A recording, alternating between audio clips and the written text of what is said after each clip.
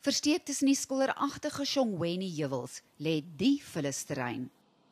Dit word bedryf deur die afvalbestuursmaatskappy Enviroserve en grens aan Kwandengezi, Dassenhoek en verder weg Hillcrest.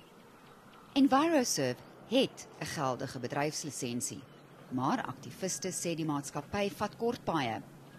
Die maatskappy moet rioolwater op die perseel behandel voor dit by Durban Suid in die see gepomp word.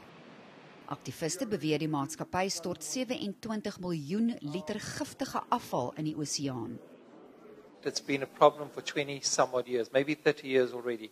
And as government, you failed to deal with it. Not us, you failed to deal with the problem. Maar die munisipaliteit sê daar is geen gevaar nie. Apart from the area immediately at the base of the pipeline with a radius of about 250 millimeters, there is no effect on the sea. Inwoners is nie oortuig nie. I've also spearfished. We use that money, to make some pocket money for ourselves. We're selling this to the community. We eat in these things. How do we know we're not selling poison to our own people? Enviroserve is van tevore al beboet weens oortredings van munisipale verordeninge. So we've given them yet another short permit which expires at the end of November. If they don't comply then we're going to have to take other action. Inwoners is egter keelvol.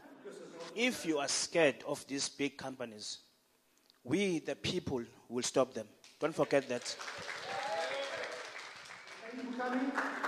Die departement van omgewingsake ondersoek Enviroserve ook.